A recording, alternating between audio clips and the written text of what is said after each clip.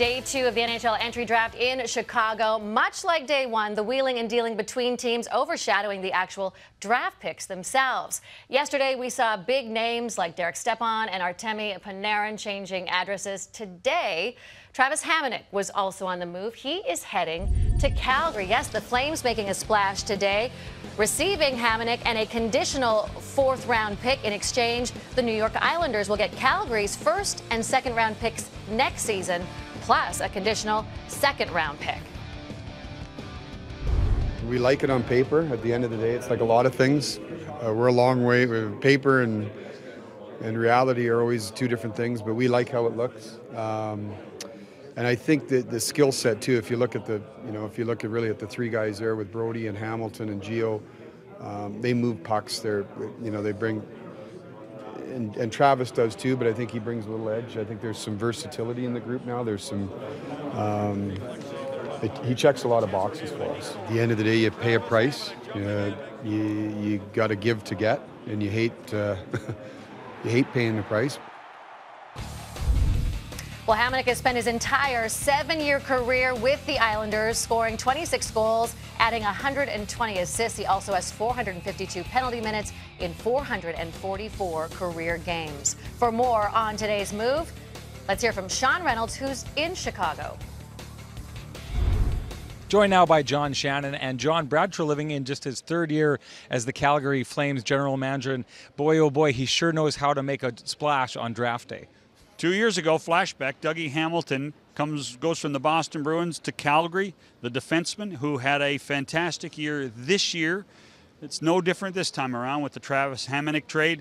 And let's face it, Sean, what's happening in Calgary is you have to stay ahead or try to stay ahead of the team north of you. You can't have a year where you're not as good as the Edmonton Oilers. That's what this is all about. It's the rebirth of the Battle of Alberta. Well, there was a price there that was paid in order to get a player the likes of Travis Hamonic, and that was a lot of draft picks. Now, Treliving said he's a guy who hates to trade away draft picks, and yet he says for a guy who hates to do it, I sure have done that a lot. Why?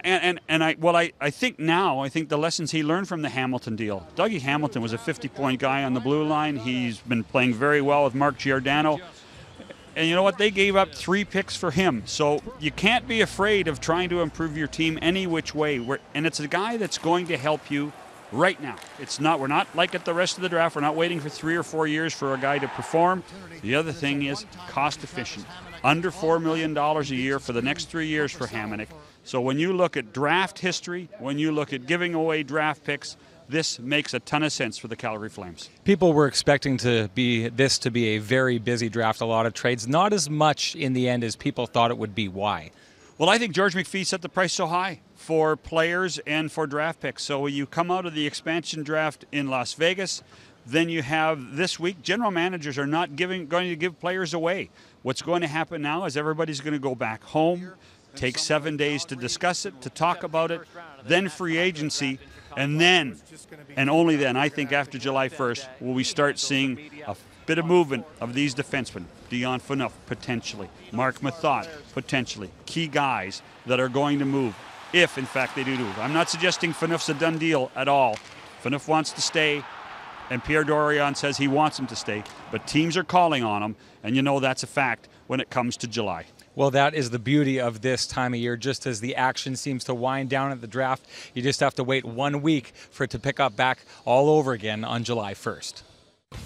Gentlemen, when's the off season? The Flames also had 4 picks on day 2 of the draft, and with their defensive core set, they focused on forwards, including 6'4" center Adam Ruzicka in the 4th round. And what about those Oilers? They had 6 picks on day 2 of the draft, including a 3rd-round pick acquired from the Flames. They took goalie Stuart Skinner from Lethbridge with that pick, and in the 6th round, Edmonton selecting Skylar Brind'Amour, son, yes, of former NHLer Rod Brind'Amour.